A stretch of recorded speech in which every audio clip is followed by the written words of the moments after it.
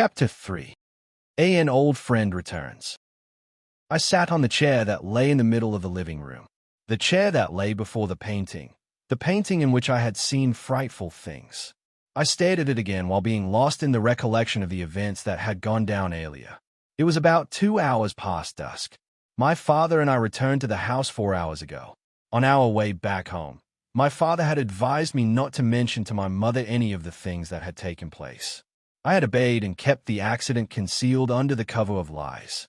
I looked down at my uncle's adventurer's bag that rested on my thighs. It had gotten a bit dainty, and smudges were visible here and there. You, my friend, have proved to be a good ally, I thought. You and that unknown thing. Slowly, with waves of thoughts fatiguing my mind, I drifted to sleep in the chair in the lantern-lit room. Bang, bang, bang. I hammered on a piece of metal resting on the anvil. It glowed orange-red, suggesting its great temperature. One mistakable contact of that hot metal with the skin, and I would have the agony as though touched by the flames of hell, not to mention the permanent mark that would act as a reminder of the accident. It was noon, and I was in my father's workshop. Father was working on a pike head on the anvil next to mine. Since I had practiced enough making a knife, melting it and doing it again, my father had allowed me to help him with the real orders. I had forged 3 swords so far. Father had been impressed with my craftsmanship with those forges. Our workshop was a single room of 6 meters in width and 12 meters in length. Its roof, which was made of shingles, rose for about 9 meters. The floor was stone-flagged. The north wall had a furnace with a chimney in the middle of its length, where we melted metals.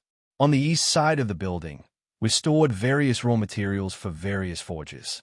The west wall had a pair of windows lying at a meter's height from the floor, through which I could see a side of the inn that lay 3 meters from our building. The remaining wall, that is the south wall, had the entrance door flanked by a window on each side. The door lay in the same position where the furnace lay at the opposite wall, and it looked at the bazaar street that lay a meter away from the building. Despite all 4 open windows, the door and the chimney taking the hot air off the combustion, I sweated heavily as though taking a noon bath in my perspiration. We normally avoided working at noon due to the intolerable heat, but given the fact that we had to finish the order in a limited time, we had no other option. Bang, bang, bang, continued the hammering. An hour had passed. We had decided to take a little nap before getting into another round of forging. My father was asleep, but I lay on the stone flag awake with my eyes closed. By this time of the day, the bazaar stayed inactive, so there was a kind of silence in the workshop. Gradually, waves of sleep kept washing over me, and I was slowly being drifted away from the shore of reality. I don't know how much time had passed, but I began to hear a voice uttering gibberish at some point of time in my subconscious mind. At first, it was slow and hardly noticeable, but it grew louder over time. Some gibberish. My head was banging now with the storm of chant-like things that were whirling around in it. The voice was unworldly, and the unknown words that were being uttered were hideous and frightening, which, in my opinion, could have only originated from the plains of the Inferno. When I thought I couldn't take it anymore, I was awakened by a friendly, worldly voice of someone calling me. Frank Carter, buddy, continued the familiar voice. When I opened my eyes, every bad thing had left. The macabre voice, ghastly syllables of words, everything. The gloom in my sight was slowly being erased by the bright light. It was a person standing just outside the door. Before I could get a good look at his face, I recognized the person by voice. It was Mr. Cunningham, the telegram man. I sat up and waved at him, signaling that I was coming. Sluggishly, I clambered to my feet and made my way to the door. As I was closing the distance, Mr. Cunningham said, "Didn't mean to disturb your nap, buddy, but I'm in a kind of hurry." "That's all right, Mr. Cunningham. I have a telegram for you, Frank. I was going to deliver it to your home, but I thought you would be at the workshop with your father at this time. So, I saved some trouble and came straight here." "Thank you, Mr. Cunningham," I said while accepting the telegram. I turned it over and asked, "Who sent this?" "The sender hasn't mentioned anything on the cover. Maybe you will know the knowledge once you've opened it," said Mr. Cunningham. I nodded, and after raising the hat, Mr. Cunningham strode away for his next delivery.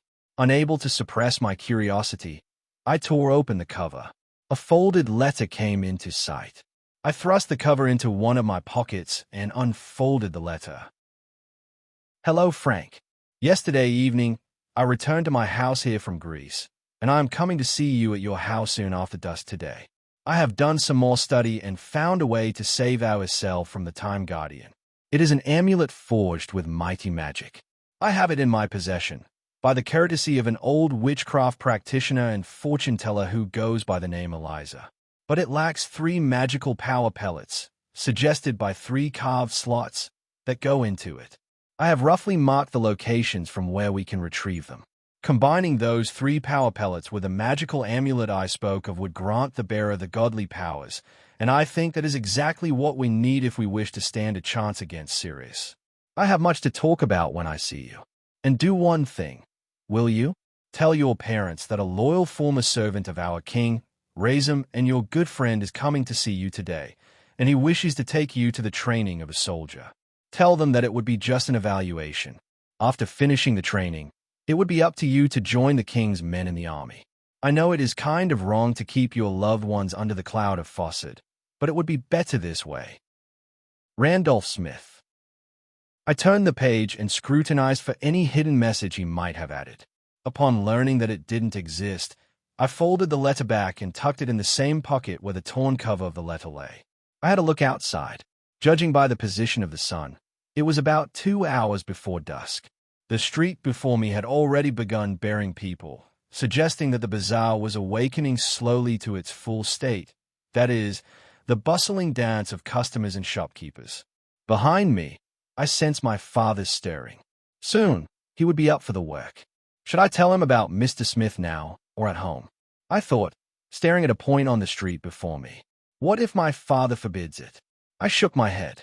After a moment of pause, my mind forged another thought. I must be optimistic. Besides, Mr. Smith is a clever man. He would have thought of a contingency plan. I continued to stare at the street while being lost in my thoughts. A small part of my mind registered the feet of people walking in and out of the radius of my sight. After some time, I turned back. My father had already pulled himself to a sitting position on the floor, a bit of drowsiness apparently noticeable in his eyes. He waved at me sluggishly, suggesting that his body had not come out of the hobbles of sleep yet. I greeted the wave with a warm smile. I'm going to tell him now, I decided. Okay, here it goes. As soon as I opened my mouth to tell my father about Mr. Smith, my confidence failed.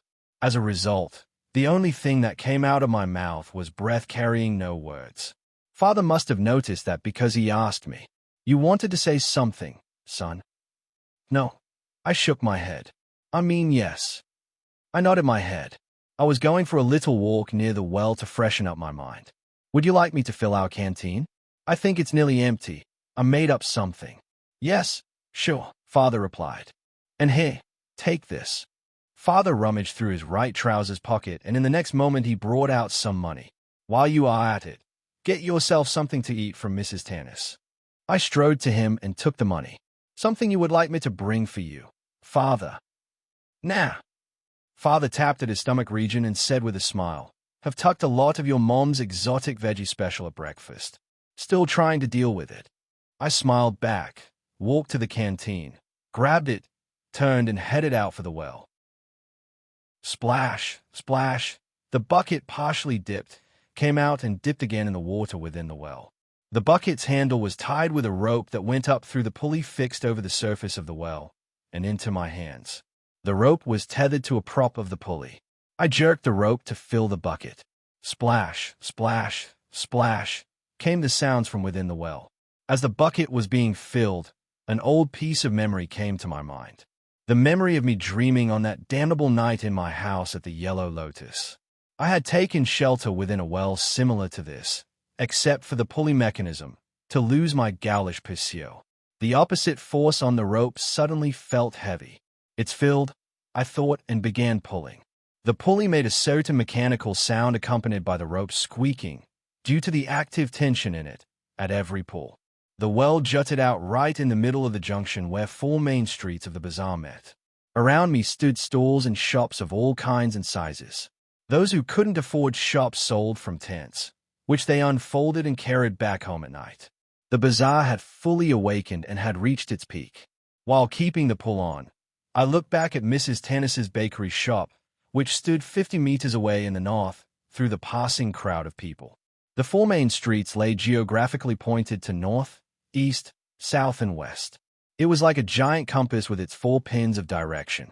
The west street led to the forge, while the north street led to home. Each of the 4 streets led to a labyrinth. The bucket reached the surface of the well. I held the rope with one hand while reaching for the bucket with the other. It was a bit tricky, but I had gotten the hang of it. I filled the canteen, drank some water from it, and filled it again. Okay, now it's done. Let's get something to eat, I thought.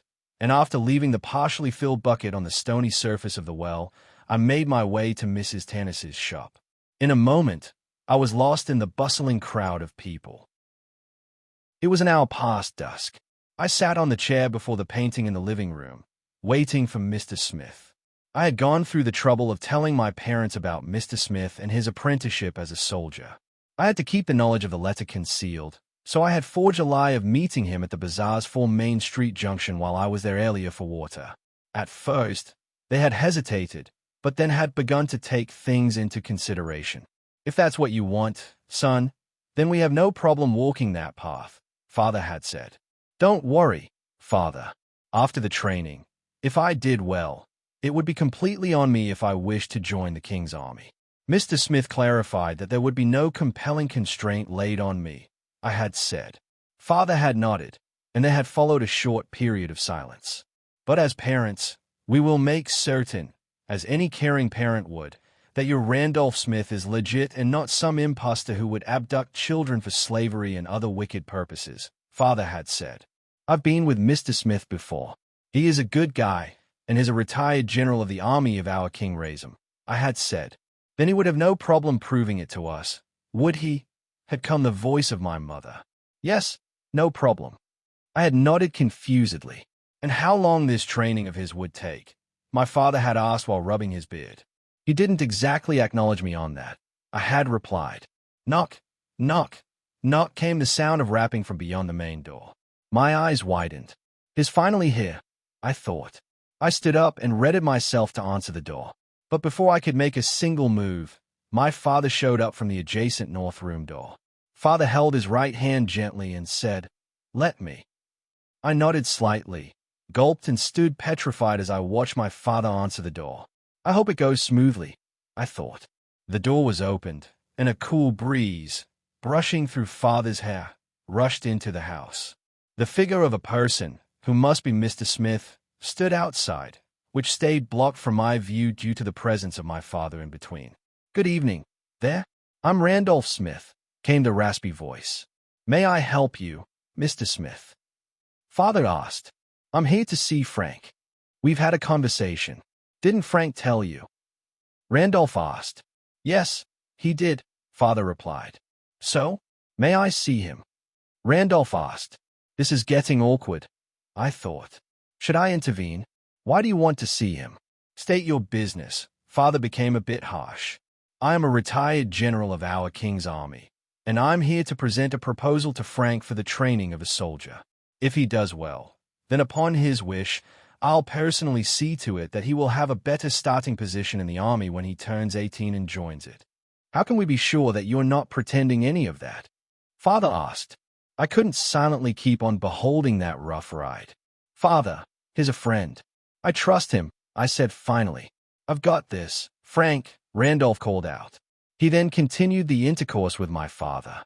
It's a dangerous world out there, and you have every right to be concerned about your son. That's why I brought this. An approval from the king himself. Father took the cover, opened it, and began reading a letter. A minute later, Father returned his attention to Mr. Smith. It's got the king's signet, and that ends all my suspicions. Sorry, my friend. I had to play my part as a parent. That's all right, Mr. Smith said. Come in. Come in. Father invited Mr. Smith. Frank dear, get Mr. Smith a glass of water. I must have exhausted him with my pressing inquiries. Oh no, That didn't even count. I've been through far worse, Randolph said with a smile. We sat in my room, illuminated by a lit candle held in a singular silver candle holder upon the table in the northwest corner. I sat on the north end of the bed while Randolph sat on the south end. We looked through the window toward the tranquil view of the mountains under the silver light of the moon. "How you been doing, buddy?" Randolph broke the silence. "I'm fine." After a pause for a moment, I said, "Long time no see, Mr. Smith," I said. Father had granted my request to keep the door of my room shut while Randolph and I discussed. But for extra caution, we spoke words only a bit louder than a whisper. "Yes, Frank, or should I say Saint?" Randolph grinned. The memory of my meeting with Randolph for the first time rushed to me, and for a moment I entered into a trance, my mind's eye visualizing the scenes from the past. "Hey," Randolph snapped. I came out of the current of trance and focused once again on Randolph of the present. "Mr. Smith, if I understand this correctly, then how do you know things that you do know? I mean, the events you're talking about took place with the future of you, and hence they never occurred with you." "You're right, Frank. By all the worldly rules, I shouldn't know about them," Randolph said. He turned his attention back to the mountains and continued, "You will have learned by now from my future self that I'm way ahead in the art of meditating." 2 days after my coma state had ended, I was meditating on what had gone wrong with my health. I was met with visions. There were mere glimpses, but they were enough to get me started. The following days were spent more on meditating, and gradually the vision started to become clear and complete. And that is where I learned my meeting with you as a partial ghost. That is fascinating, Mr. Smith. It seems that with your mere mind, you could elevate yourself from the normal rules that bind us with invisible chains in this world. Do you think you can teach me to do that one day? I would love to see how things are with this supervision dot. "Sure, Frank. I will." And there was another moment of silence. "See, Frank, I can't discuss the things that you know I wish to hear. I will come back tomorrow to take you to my house. We will have until midnight to discuss." "Midnight?" I asked in confusion. "We will be leaving at midnight," Randolph said. "Leave? Where?" I asked. "For our expedition of the first pellet of power," Randolph said. No sooner had he said that than a cool breeze ruffled our hair. "The time is running short, and we can't afford to waste it in mere discussions and planning. We must act." I nodded. "And Frank, one more thing." He rummaged in the secret pocket of his coat, which he was wearing, and brought out something wrapped in a piece of cloth. "I have brought you an old friend of yours. I saw that it saved your life on numerous occasions," Randolph said, and held it with both hands before me. I took it. "Shall I unwrap it?" I asked. "It's all yours," Randolph said with a nodding smile. I untied the string that bound it and unwrapped the clothing. As soon as the thing was disclosed, I understood what it was. "Oh my God. It's the knife I picked up from the kitchen while I was being breached in the house by a horde of undead at the Yellow Lotus," I thought. The knife had been later enchanted by Randolph, and it had helped me a lot against many grave dangers. "The body is different, but it houses the same soul," Randolph said.